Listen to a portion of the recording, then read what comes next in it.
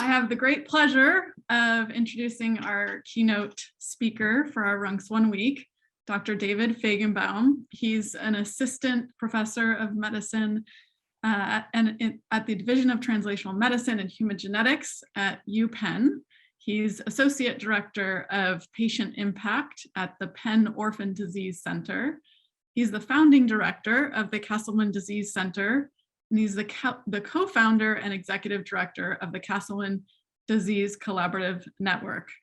I don't know how you do all that, but most importantly, you are a hero to our rare disease community at large. You, Dr. David Fajgenbaum wrote a memoir called Chasing My Cure. It's made him a New York Times best-selling author, and the book, I've read the book. It's incredibly moving, and he has an unforgettable story. And I definitely think all of you should consider reading it. In fact, for those of you who may have noticed, we have this ongoing silent auction this week, and as part of our readers package, we have a signed copy of Chasing My Cure within. So please take a look and consider bidding. So with that, I want to welcome you, Dr. David Fajgenbaum, for being here. We really appreciate it, and I'm so looking forward to hearing you tell us your great story. Katrine, thank you so much for that introduction. I'm such a huge fan of the work that Katrine does, and so impressed by this entire community. Tim Babbage, Nancy Speck, Katrine, these are just incredible leaders in the rare disease space. And the fact that they're concentrated on this one particular disease area, I think puts you guys well positioned to continue to make progress, along with the dozens and dozens of other investigators and leaders from throughout the community. So when Katrine asked me to be a part of this, I was just absolutely delighted to accept the invitation, because as I mentioned, your community is a really special community. So I'm going to begin by sharing my screen, and I do encourage you guys to throw questions into the chat as we go through my talk today. There will be time at the end for a Q&A with Katrine and I, and so do feel free to throw comments into the chat as we go. So I titled my talk "Chasing My Cure," which I think it'll become more and more clear as to why I titled it that. But I think hopefully what will also become clear is that I probably could have titled the talk and also my book "Chasing Our Cures," because it really hasn't just been me chasing my cure, but it's really been a team effort, something that I know is very important to your community as well. I'll be sharing my journey and lessons I've learned from 5 different perspectives. The first perspective is that of the loved one of a cancer patient. This is a picture of my mom and I shortly after she was diagnosed with brain cancer when I was a freshman in college. The experience of watching her battle cancer for that year and ultimately pass away from the disease with few treatment options inspired me, drove me to want to go into medicine, to search for treatments for patients like my mom. So fast forward a few years, and I was a medical student at the University of Pennsylvania, training to become an oncologist, hoping to one day treat patients like my mom, when out of nowhere, I became critically ill myself. I became a patient with a deadly illness called idiopathic multicentric Castleman disease. I was so sick, I actually had my last rites read to me right around the time that this photograph was taken. So I'll be sharing the perspective of a loved one, of a physician, of a patient, but also of a researcher. As I learned that there were no treatment options left for me, that's when I knew my only option was to search for a treatment that could maybe save my life and other patients like me. But then importantly, I learned that I couldn't do it on my own, and that I would need to become an advocate connector. I need to connect with other patients, physicians, researchers to work together, because as I said, I never could have made the progress on my own, but I knew that working together, we could really make incredible progress. So kind of reducing this down to a figure, I think that it's really about bringing together patients, physicians, loved ones, researchers and caregivers of patients, connecting them with regulators, with pharmaceutical companies to work together on an individual patient basis to find drugs that can save individual patient lives, but making sure that when we do work together to find drugs that can save individual patient lives, that we also expand those findings to other patients within a given disease and across diseases. There's so many learnings. Katrina and I had a wonderful conversation a few months back around learnings and challenges that we faced for my particular rare disease, for your rare disease, and across diseases. And this sort of sharing, I think, is so critical. I really love the Chan Zuckerberg Initiative's title that they have for their rare disease effort, and it's rare as one community all together. We may be rare individually, but collectively we're powerful, and importantly, we can really learn from one another. So today I plan to dive a bit further into my personal rare disease journey, highlight the power of patient centricity and collaboration, why that bringing everyone together is so important, share some applications beyond Castleman disease, and then close with some lessons learned. As I shared, I was a healthy third-year medical student at the University of Pennsylvania. When out of nowhere, I became critically ill. I spent weeks and weeks hospitalized in critical condition. My liver, my kidneys, my bone marrow, my heart, and my lungs were all shutting down. I had a retinal hemorrhage that made me blind in my left eye. I needed dialysis to replace my failing kidneys. I needed transfusions multiple times a day to keep me alive. And all of this with no diagnosis, multi-system organ dysfunction without a diagnosis. Many of you all can certainly appreciate and empathize the challenges of being undiagnosed and not knowing what the future would hold. In the midst of this diagnostic uncertainty, my dad got a phone number for a doctor at the NIH from a family friend. We didn't know who this doctor was. My dad started calling him every day, and this doctor would give my dad advice. I think you should run this test. You should think about this disease or think about this drug.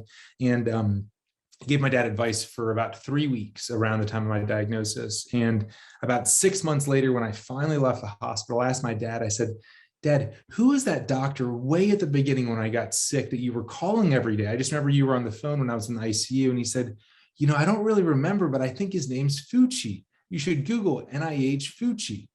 And so I did. And I learned that my dad had actually been calling Tony Fauci and speaking to him every day for weeks around the time of my diagnosis. And every day, Dr. Fauci had answered my dad's calls, despite the fact that my dad didn't know who he was or didn't know that his name was Fauci. He just called him Fauci.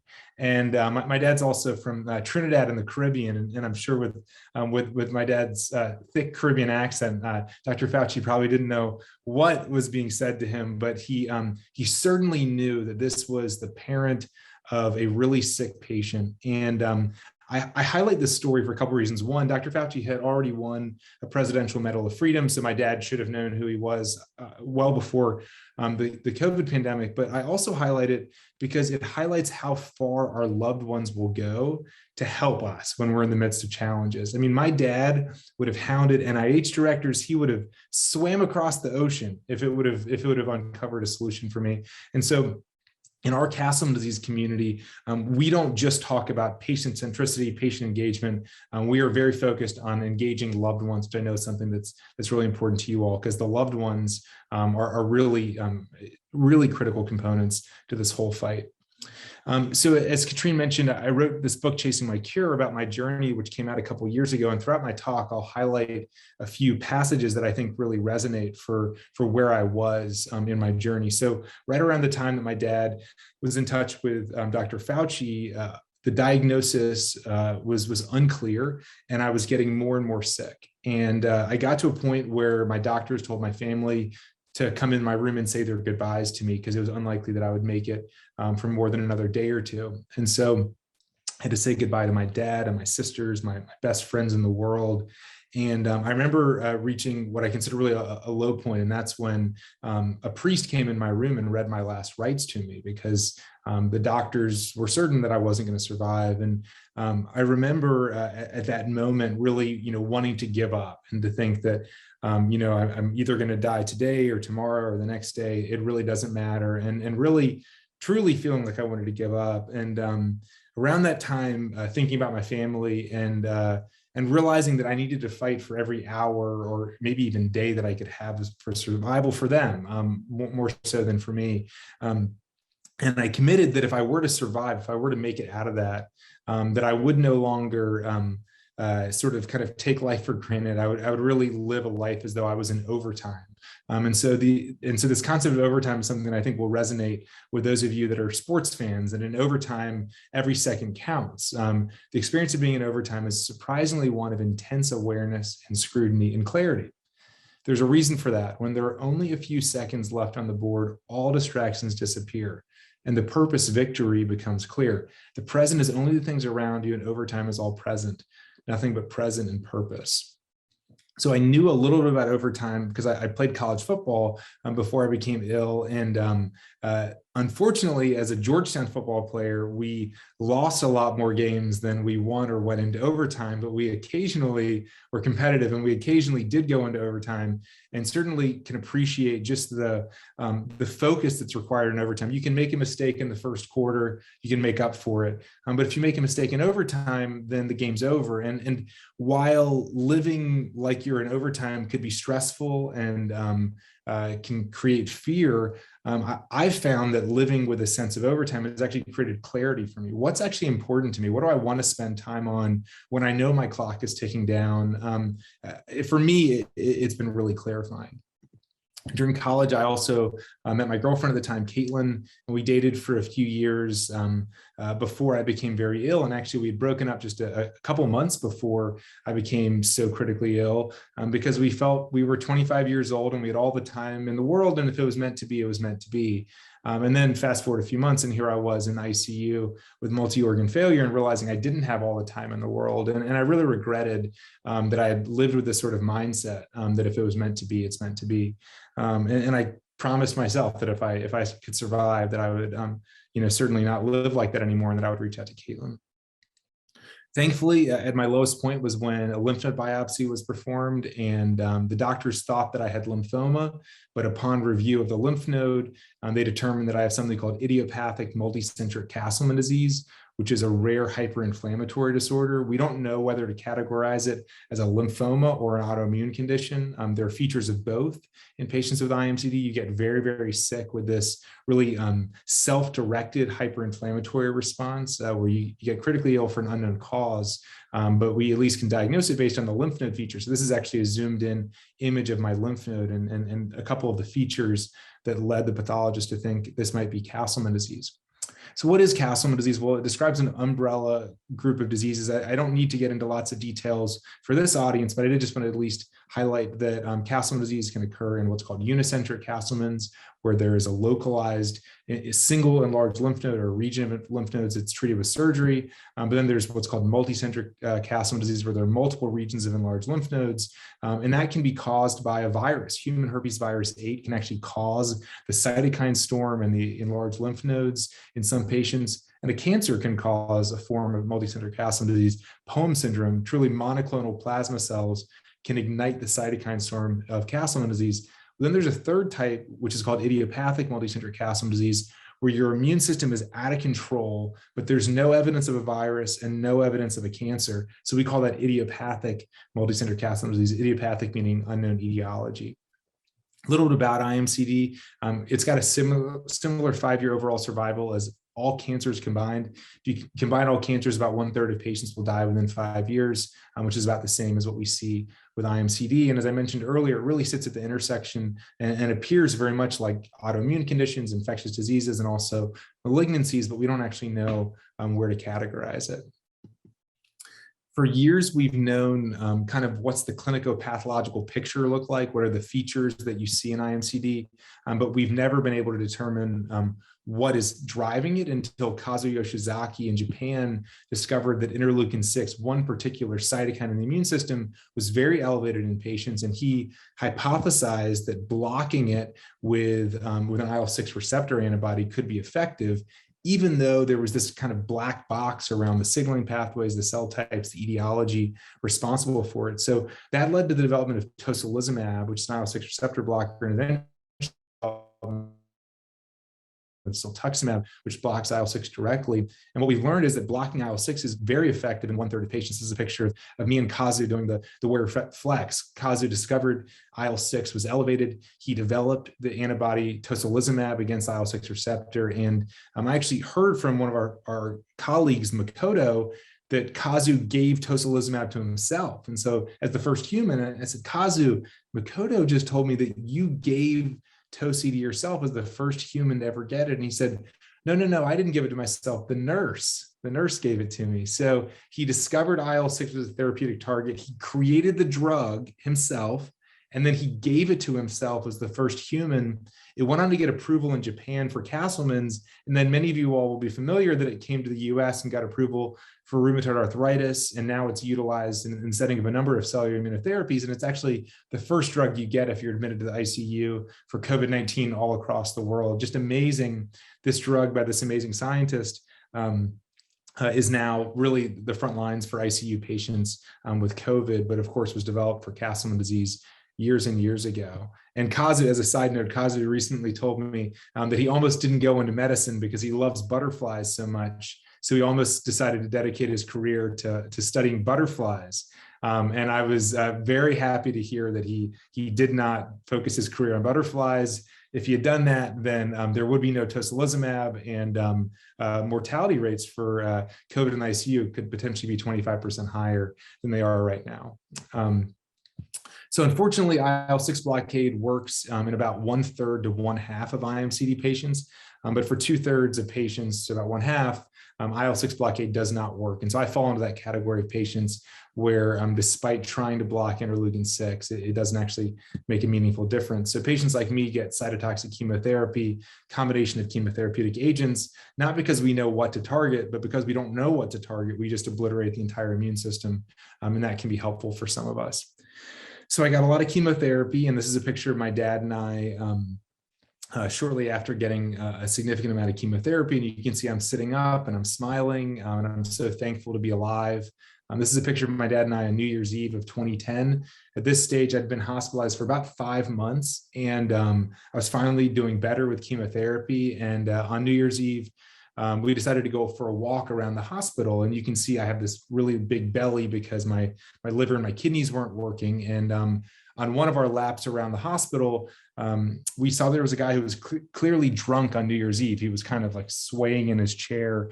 And on our next lap, we saw that this drunk guy had fallen onto the ground. And so my dad ran over to him and helped him back into his chair. And he looked at my dad and I, and he said, "Thanks so much. Good luck to you and your wife." I said, "Wife? What is he talking about?" Then I looked at my belly and I realized that he thought that I was my dad's pregnant wife, which was a low point emotionally for both of us. But I turned to my dad, I said, "Man, Dad, you've got an ugly wife." And we managed to laugh so hard in the midst of what could have been a pretty low point. And so facing my horrible moments with laughter was just as fundamentally a rejection of Castleman's dominion over me as anything else I was doing. It cleared my mind, it stiffened my resolve. It was entirely up to me to determine what wasn't funny. Perhaps most important, humor is social. For me and my family, there was never a better way to reset our collective resolve than laughing together.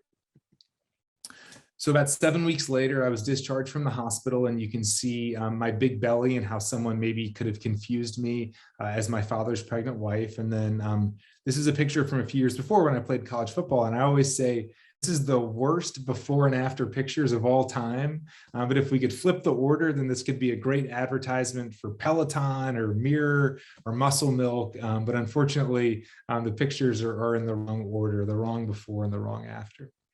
I did take a picture every week for the next 8 weeks, and you can see my hair starting to grow back, and you can see the fluid has gone away from my belly, and took pictures from the side as well. And you can see again, hair growing back and fluid going away.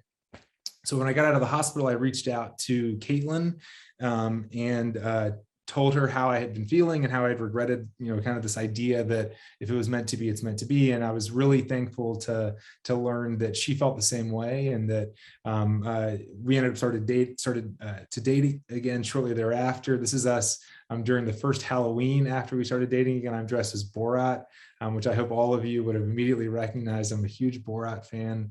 This is one of my favorite pictures of us. This is actually my favorite picture of Caitlin and I. It is from a few months later when I was getting that experimental drug, siltuximab, the drug that was undergoing clinical trials for Castleman's. I was getting it infused every 3 weeks as part of the clinical trial. And one of those days, the nurses let me leave the infusion suite with a pump. So I have a port, and my infusion was pumping the siltuximab into my port, but the nurses let me go for a walk with Caitlin. And I just love this picture because I think it's such a great symbol of what my journeys looked like. So on one shoulder, I have an experimental drug pumping a not yet approved agent through my port. And on my other shoulder, I have Caitlin, my girlfriend, representing my family, my friends, my loved ones, who've really helped to support me throughout this journey. And I think this is just the perfect symbol of what my journey's been like. So I was able to return to medical school at Penn, which is right around the time that a large gift was given to start the Penn Orphan Disease Center. When out of nowhere, I relapsed and nearly died now for the 4th time. And what was so tough about this relapse was that it was now while I was on the only drug in development for my disease. There were no more promising leads. There was nothing else coming down the pipeline, and I relapsed on it. Additional doses of it while I was sick had no effect. And all of a sudden it became clear that the only promising lead for my disease didn't actually work for me. And I told my dad, my sisters, and Caitlin around that time, I promised them that I would dedicate the rest of my life, however long that life may be, to trying to find a treatment for patients like me that don't respond to IL-6 blockade. And when I got out of the hospital, thanks to lots of chemotherapy that saved my life again, I began to get to work. And so no one was conducting laboratory research into Castleman's at Penn, but a pulmonology researcher gave me some space in her lab. And I set up a protocol and started performing studies on my samples. And I started a foundation called the Castleman Disease Collaborative Network to try to bring together physicians, researchers, and patients from around the world to accelerate Castleman's research. So for me, this was a major turning point. It was the turning point where I went from hoping that some researcher somewhere would figure out a drug for me to realizing that hope cannot be a passive concept. It's a choice and a force. Hoping for something takes more than casting out a wish to the universe and waiting for it to occur. Hope should inspire action. And when it does inspire action in medicine and science, that hope can become a reality beyond your wildest dreams. So where were we in 2012? Well, about $10,000 a year was being invested in translational research. The NIH had never given a grant for IMCD research. There were no patients in our registry. There were 2 advocacy organizations, but no sort of central research agenda or infrastructure, no cell lines, animal models, biobanks. The disease was poorly understood. There was no diagnostic criteria, no treatment guidelines, no predictive blood test to predict whether one drug would work or another, no FDA-approved therapies, but there was one drug in development. Unfortunately, that one drug in development did not actually work for me. So I was in a really, really frightening situation. So now I'll transition into the power of patient centricity and collaboration and how we were able to really dig out of this situation. And I'm going to go fairly quickly through this part. It's something that I spent time talking to Katrina about. So really just at a high level, traditional research often involves patients raising money and then inviting researchers to apply for that funding. So you get a small fraction of the field that applies for funding and an even smaller fraction of the field that you award funding to. And then you kind of wash and repeat the same sort of fundraise, announce, execute. And that can be really effective if you've got a lot of researchers and you have significant funds. But for a rare disease like Castleman disease, it really felt like we were hoping the right application applies for the right grant at the right time.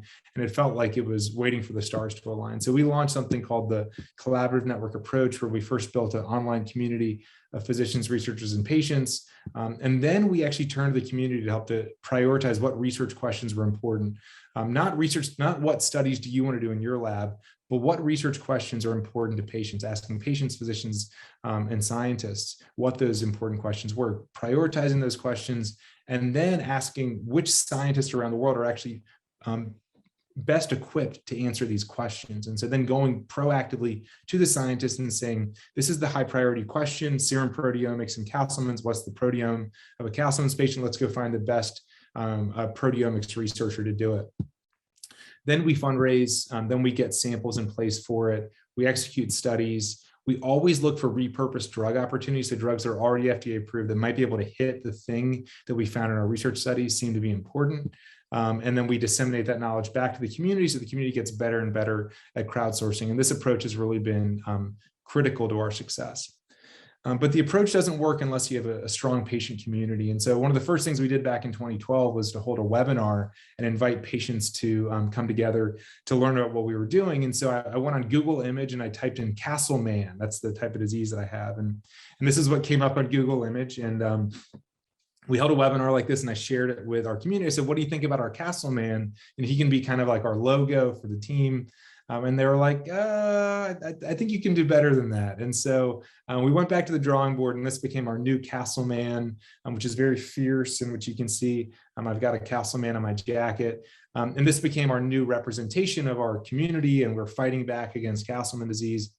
And a couple of weeks later, this showed up on our Facebook page. So one of our patients had screenshotted the image and then got it tattooed on his shoulder. And I always say, if this is not patient engagement, then I don't know what patient engagement is. But really, I think it highlights that our community was waiting to get involved. There are now literally hundreds of Castleman tattoos all over the world, just waiting for something to get behind. And it's been amazing to see, once we gave the community something to get behind, how the community has rallied. These are just some pictures of Castleman's patients from around the world. It affects individuals of all ages, genders, ethnicities. Really, unfortunately, it doesn't seem to pick and choose.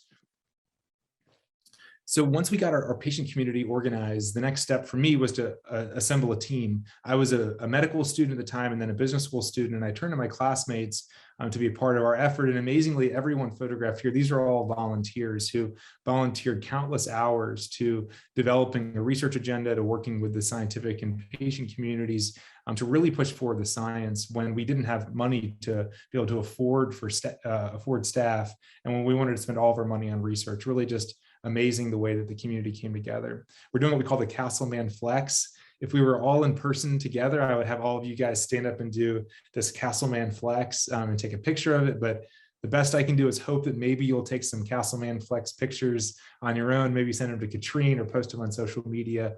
But it's our way to raise awareness for Castleman disease.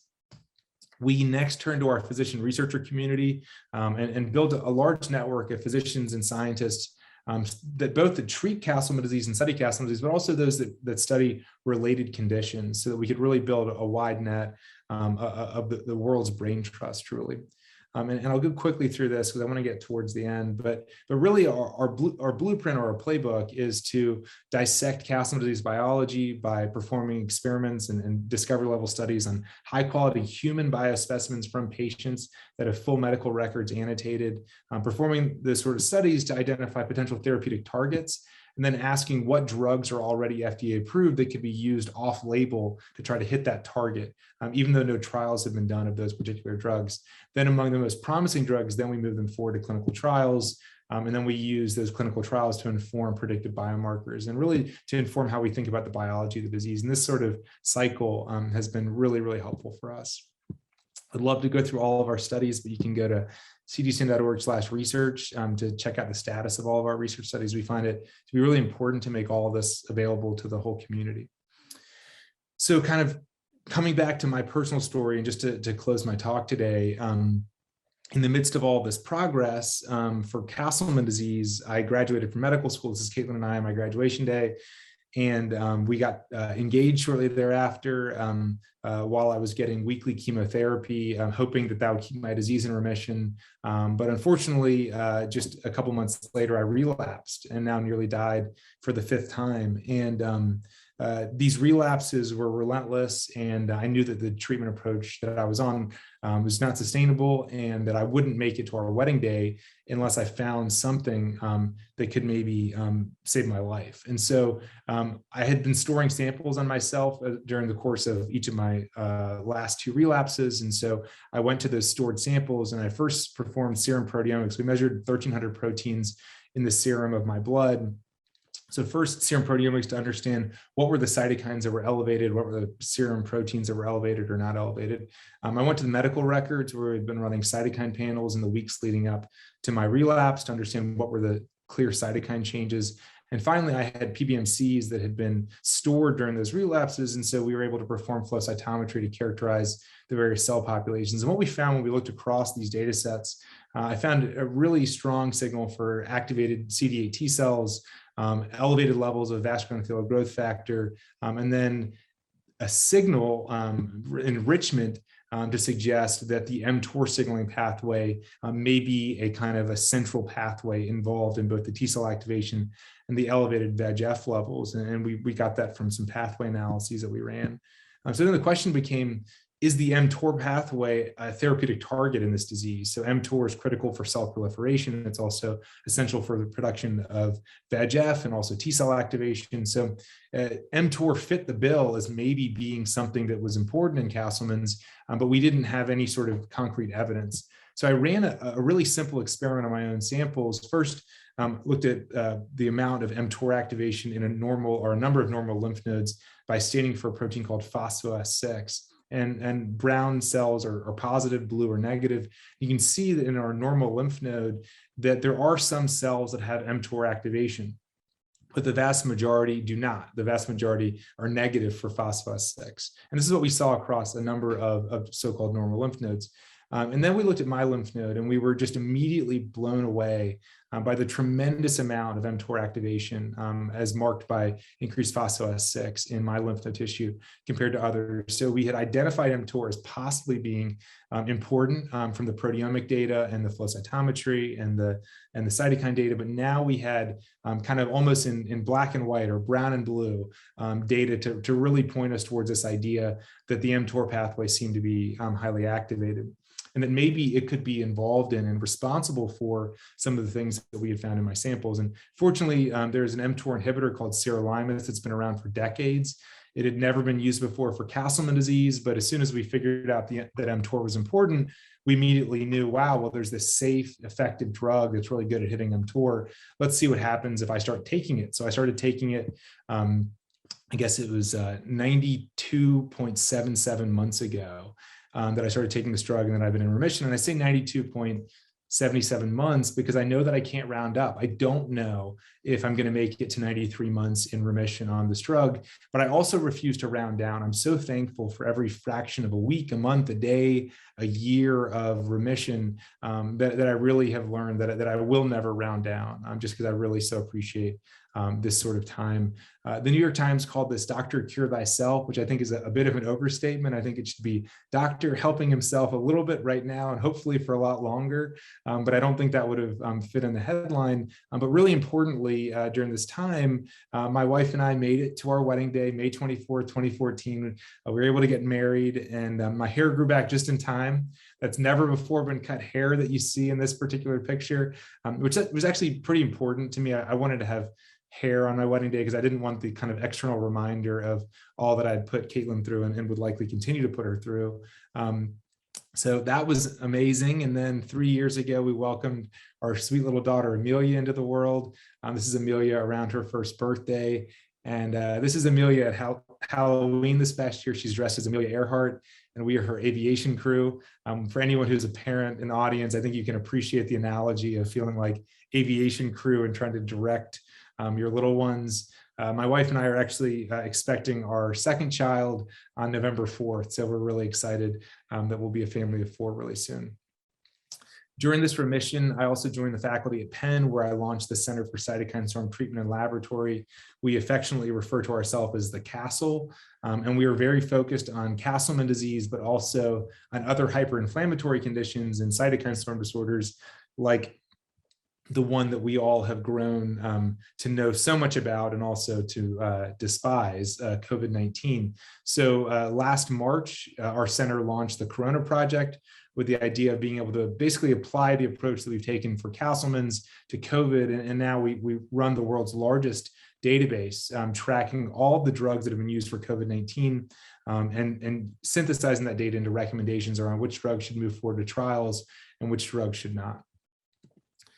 So just to kind of synthesize and pull it all together, we've gone on to publish this work and even mechanisms that could explain how these treatments work. There are patients like Joey photographed here who've responded really well to treatment. But unfortunately for patients like Joey and others who benefited, like myself, from sirolimus, there are patients like Lisa and Sergio who have not benefited from sirolimus, who really motivate us to continue to push with everything we've got to advance research and treatment for patients like them. Sergio and Lisa both passed away battling their Castleman disease, and we think about them daily, and it really pushes us to continue to search for new treatments. I'm actually going to fly through this because I would love for there to be time for Q&A. But basically, I was going to highlight a large multi-stakeholder study between 10 different groups around the world where we measured 1,300 proteins across almost 100 IMCD patients. Would not have been possible without multi-stakeholder collaboration, but we were able to measure the serum proteome across these patients. And then just a couple of weeks ago, we reported being able to discover for the first time ever a predictive biomarker of response to therapy. So you can measure 7 proteins before you give someone siltuximab and predict with pretty good accuracy whether someone's likely to benefit from it or not. And maybe even more importantly than that, for people that don't benefit from siltuximab, we also identified a new therapeutic target, JAK1/2, which again, there's an already FDA-approved drug that can hit it. So we're really excited about this. And I guess I got overly ambitious with how much I could fit into my presentation. But you can check out the link at the bottom, or the paper came out in Blood Advances a couple of weeks ago if you're interested. But this is the sort of playbook that we've gone on, which is massive multi-stakeholder collaborations, profiling human biospecimens, and then asking questions around what signaling pathways or cell types seem to be activated or important, and then what drugs are already FDA approved that could maybe hit those things without having to go through a decade of drug development. So like, for example, there's a patient who are a few patients now in Chicago and also in Vancouver in the UK that have already gotten JAK inhibitors. You know, we published this paper like 2 weeks ago, and just in the last couple months, because from the preprint, in the last couple months, there have already been patients treated with JAK inhibitors based on this work. And this sort of rapid discovery to then use off-label is something that's been a real game changer in Castleman's. So where are we today? Well, we've raised about $1.4 million for Castleman's research during this time and spent it very wisely, which has led to an additional $10.1 million in funding from external research organizations, really leveraging the funding that we've spent to really drive forward the field, including NIH funding, a large registry. We now have one unified collaborative network with a unified research agenda. We've got a biobank. We've answered questions, and many remain. We've got diagnostic criteria for IMCD, but also for another form of Castleman disease, same thing with treatment guidelines, predictive biomarkers. That drug siltuximab went on to get FDA approval, and now there are 2 more drugs in development. The drug I'm on, sirolimus, and JAK inhibitors as well. So I'm actually really going to click through this very quickly just to say that we've tried to document our approach to drug repurposing, and it's something that I'm really committed to, which is anything that's helped us for Castleman disease. I want to basically synthesize that and make it available to anyone else studying any other disease so they can be helpful for others. And just as I mentioned, the Corona Project, you can go to cdc.org/corona if you want to learn more about our approach. But basically, we've tracked and synthesized data on over 500 different treatments used for COVID-19, which is pretty mind-blowing that so many drugs have already been tried, and many of them are very effective, and many of them are not effective. And the key is to follow the data. So out of the 500 plus drugs that are tried, we can really focus our resources on the really key ones. So this is actually my last slide now. I just want to close with a handful of lessons. The first is that there's incredible power when patients drive research. And I think it's so wonderful to see how intimately the patient community is connected to the research community in your disease area with RUNX1. It's essential, in my opinion, to really have patients, at least whether it's at the steering wheel or it's a passenger. I mean, it's really, intimately involved in driving forward the science. The second is for everyone watching. I hope that no one is ever confused as your father's pregnant wife. But if you are, then I hope that you'll find some humor in that and life's challenges. Life can be really tough. Anyone who's watching this either does research for a living, or they have RUNX1 mutations, or themselves or a family member with these mutations, and you know that life is really tough. But I really do feel that laughing with the people you love can help to get through the tough times. The third is around this idea of turning hope into action. I'm alive today because I stopped just hoping and I started turning my hope into action and getting involved in research. The fourth is that solutions may be hiding in plain sight. The drug that I'm on was FDA approved for something else and had never been used for Castleman's, but it's saving my life. So how many more of these 2,500 or so drugs that are approved for about 1/4 of human diseases could maybe be repurposed for the other 3/4 of human diseases? And finally, as I mentioned earlier, my book really should have been called Chasing Our Cures, because it really does take all of us working together, chasing our cures together. So thanks so much, Katrina. I've only left us 5 minutes for Q&A, but I hope that's okay. And I hope that, that my journey has been helpful to all of you. I hope you'll become a part of this army that's really advanced progress for Castleman disease. hope you'll check out Chasing My Cure, spread the word about it. And I do hope you'll do that Castleman Warrior Flex. Thanks, guys. Thanks so much, David. There's so much to unpack here, and all of your learnings are critical for us to keep in mind as we keep moving forward. I'm going to open it up to questions, and I have some myself as well, but let me turn it over to Tim Babich. David, I just wanted to thank you for joining and speaking for us today. And one thing I just want to give a caveat, it's wonderful that you're getting tattoos.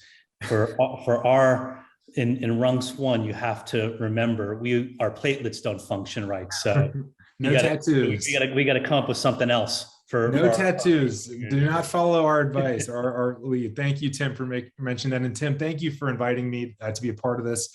I've been such a huge fan of you and your foundation since we first met years ago with Nancy Speck. Just so amazed by your work. Well, thank you. And I just wanted, before we open Q&A, I just want to personally express my admiration to you and just thank you for joining us today. Thanks so much. I'm getting lots of really nice comments about your inspirational story and all that you've accomplished. And by the way, congrats on baby number 2 coming up. Thank you. We're so excited. I think, there, Monica Babich has a question. David, thank you so much. To follow up on Tim, sorry I haven't met you yet, but I have more of an existential question for you. I guess just as we have a lot of patients that look ahead to think maybe one day I'll have cancer. And obviously, you've looked death in the face and you may have this again. And I'm just wondering what kind of keeps you going? What makes you still do all that you do and with a smile on your face? Yeah, it's a really great question. I think that one part of it is that I had the most amazing mother who I learned so much from. My mom, despite her cancer and despite many challenges throughout life, always found a way she would describe it as creating silver linings. We shouldn't just look for something positive. In the midst of tough things, we should create something positive during tough times. So I think that one part of it was that I had kind of the ultimate role model for how to do that. And then the other thing, frankly, for me that really drives me, which I guess is related to the first one, is that just the people that I love, they just make me want to work harder. They make me want to take medications that have never been given to Castleman's patients before. They make me want to, maybe go out on a limb and do things that if I was just here on this planet on my own, I don't know if I would take those risks. But I do think that it's the people that I love really motivate me to continue to push with everything that I've got. And then on top of that, of course, it's the other patients that have now also become, frankly, loved ones of mine. I mean, there's Castleman's patients all over the world that are close friends. And so I think it's that sort of combination that drives me to keep pushing. And I guess I should say the last thing is that I truly am so thankful for every moment of life. When it's almost taken from you 5 times and you get it back, you really appreciate it. And I think that's why I wrote Chasing My Cure, was because I wish I didn't have to go through all those things to really appreciate life the way that I do now. But the idea is, well, maybe I can just give someone else the book and they can skip out on all the last rites being read to them and all of the, near-death experiences and maybe come to the same realizations I've had now. Thank you so much. We have a question from Dr. Catherine King, and she asks, at what point did you decide to get your MBA, and how has that influenced and shaped how you approach your research today? Yeah, it's a great question. So I decided to get my MBA. I was diagnosed with Castleman's at the beginning of my 3rd year of medical school. I started the CDCN about a year later and started conducting research around that time. So kind of the end of my 3rd year of med school. And it became really clear to me that I could do all the laboratory work I wanted to do, and the world could do all the laboratory work that they wanted to do, but without a organized community and without appropriate and effective use of resources, that we just were never going to find solutions. And so part of it was, okay, I think that some of the biggest problems in the way of us finding drugs actually have nothing to do with science or medicine, that they're really organizational challenges. And so I wanted to really build up that skill set around organizational opportunities. And then the other one was that, frankly, I knew that I couldn't continue my laboratory research if I was doing an internal medicine residency. And so I almost needed something like an MBA where I would have a lot more free time than if I was doing a residency. And so it really gave me both of those things. And in regards to the second part of the question, I really have found that it's really helped in terms of managing a team, managing a center, appropriate use of resources, things that I just didn't learn during medical school or graduate school that have been really helpful. But I don't think you need an MBA to learn those things. I think you just need to be aware of the value of them and then have an appetite for learning them, whether it's YouTube videos or seminars. I just think that as a PI, as a scientist, I think it's important to just appreciate the value of kind of like organizational practices and business administration. Absolutely. I mean, especially when you think about resources and prioritization, all of that comes in handy in many, many ways, especially just thinking of your story and how many times you had to look at a huge set of data and just go with what you felt the data was telling you. But there was a lot of competing pathways there that you could have gone for. So a bit of luck involved too. A lot of luck. Yes, I agree. Well, thank you. I really appreciate you coming and telling your story. I know the whole audience really appreciated it. And we will keep all of your key learnings in mind as we move forward with our community. So thank you. Oh, thanks so much, Katrine. And keep up the great work, everyone. Thanks. Take care.